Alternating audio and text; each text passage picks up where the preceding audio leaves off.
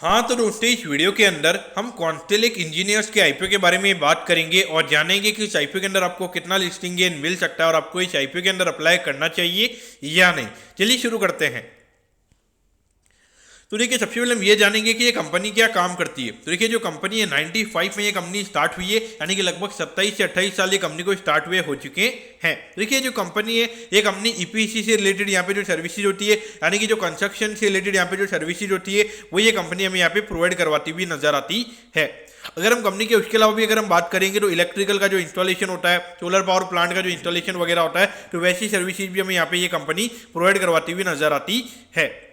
अगर हम अभी तक देखेंगे तो लगभग 200 से भी ज़्यादा प्रोजेक्ट ये कंपनी ने अभी तक कंप्लीट किए, और अगर हम टोटल ऑर्डर वैल्यू की अगर हम बात करेंगे तो लगभग 400 करोड़ तक के जो ऑर्डर्स है वो यहाँ पे ये कंपनी ने अभी तक टोटली कंप्लीट कर लिए हैं।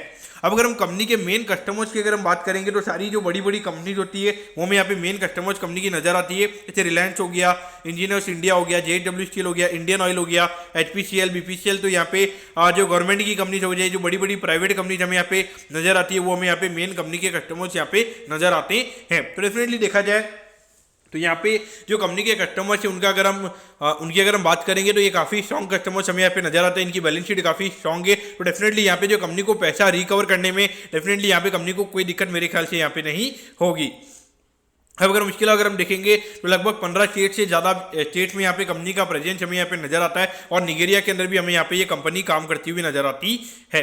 अब अगर हम यहाँ पे ऑन डेट अगर हम कंपनी के ऑर्डर बुक की अगर हम बात करेंगे तो 565 करोड़ के लगभग का ऑर्डर बुक हमें यहाँ पे कंपनी का नजर आता है। तो डेफिनेटली देखा जाए तो मार्केट को ये लगेगा कि अगर इतनी ऑर्डर बुक है तो डेफिनेटली यहाँ पे जो अर्निंग विजिबिलिटी आने वाले टाइम के लिए वो यहाँ पे डेफिनेटली काफ़ी अच्छी है, और इसलिए मार्केट कहीं ना कहीं यहाँ पे ये स्टॉक को लाइक कर सकता है।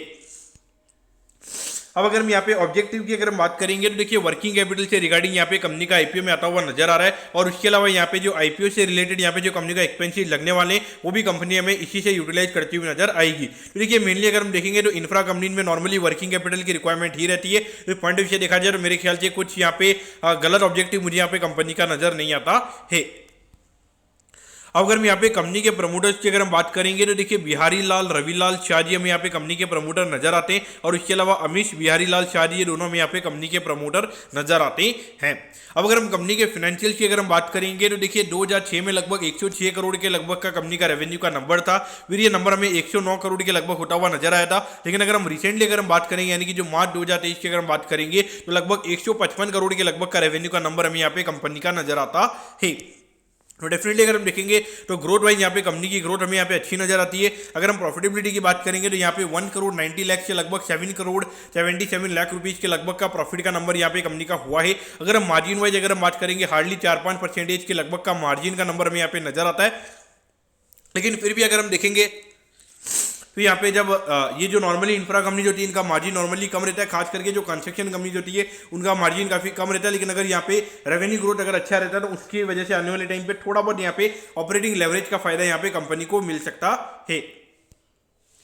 अब अगर हम आईपीओ की डिटेल्स के बारे में अगर हम बात करेंगे तो देखिए, 19 जनवरी को ये आईपीओ में स्टार्ट होता हुआ नजर आएगा, और 22 जनवरी को ये आईपीओ में क्लोज होता हुआ नजर आएगा। यहाँ पे 70 रुपीज पर शेयर पे कंपनी में शेयर देती हुई नजर आ रही है। 2000 शेयर का में यहाँ पे लॉट नजर आता है, यानी कि एक लॉट को अप्लाई करने के लिए यहाँ पे 1,40,000 रुपये आपको यहाँ पे लगने वाले हैं।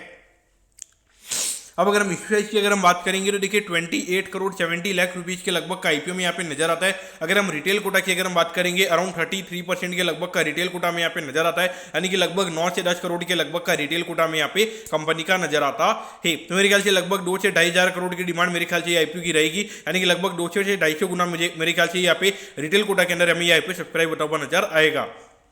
अगर हम लिस्टिंग की अगर हम बात करेंगे तो ये कंपनी हमें एनएससी के एसएमई प्लेटफॉर्म पर ये कंपनी हमें लिस्ट होती हुई नजर आएगी। अगर हम यहाँ पे टाइम टेबल के बारे में अगर हम बात करेंगे तो देखिए, 23 को आपको पता चल जाएगा कि आपको अलॉटमेंट मिला है, यानी अगर अलॉटमेंट नहीं मिलता है तो 24 को आपको रिफंड मिल जाएगा, और 24 को आपके डिमेट अकाउंट में शेयर आ जाएंगे अगर आपको अलॉटमेंट मिलता है, और 25 को ये कंपनी हमें लिस्ट होती हुई नजर आएगी।